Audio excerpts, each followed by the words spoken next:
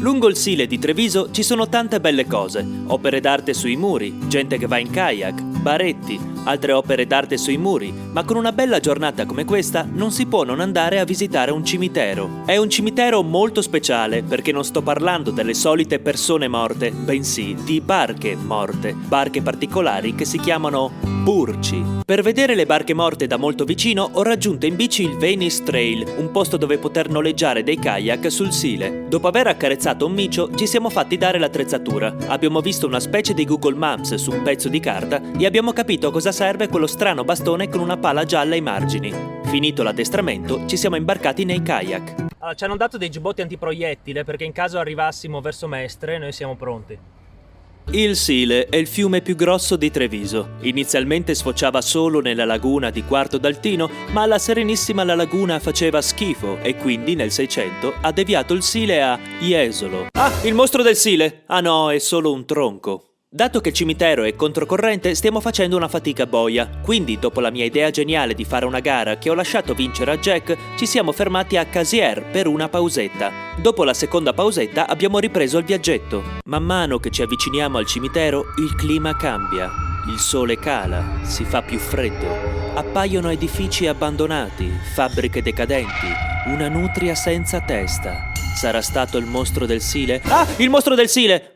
Una paperina piccola piccola! Eccoci arrivati all'irreprensibile cimitero dei Burci. I Burci erano delle barche piatte che si usavano per trasportare le merci. Quando negli anni 70 finì la moda di trasportare le merci su barche, alcune di queste vennero abbandonate qui, in questa insenatura, perché almeno non davano fastidio a chi passava, o come si dice in Veneto, al manco qui non le intriga. Ora sono diventate la casa di villeggiatura di oche e papere sfrontate. Questi due cigni in particolare ci guardano malissimo, come se fossimo entrati a casa loro. Abbiamo provato ad avanzare sperando che si spostassero, ma sono rimasti fermi a guardarci ancora più malissimo. Ma che se ne tornino a casa loro. Il sole sta tramontando e bisogna tornare indietro. Dopo i pescetti fritti della Nea, però. Ora sono psicologicamente pronto per tornare indietro. Comincia a fare buio e freddino, ma questa volta siamo a favore di corrente ed è più semplice.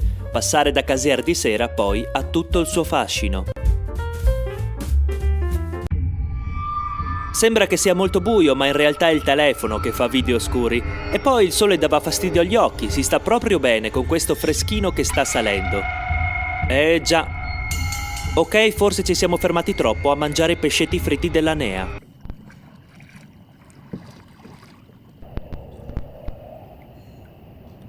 Vedendoci in difficoltà, i tipi di Venice Trail ci hanno mandato Gandalf con una torcia. Sta arrivando Gandalf. Così siamo riusciti ad arrivare incolumi alla base. Grazie tipi di Venice Trail. Saluto il gatto morbido e anche tutti gli altri gatti e torniamo a casa in bici. Grazie anche alle lampadine per bici che ci hanno dato i tipi di Venice Trail. Grazie tipi di Venice Trail. Vi lascio con un'ultima immagine del Sile. Non si vede proprio un cazzo.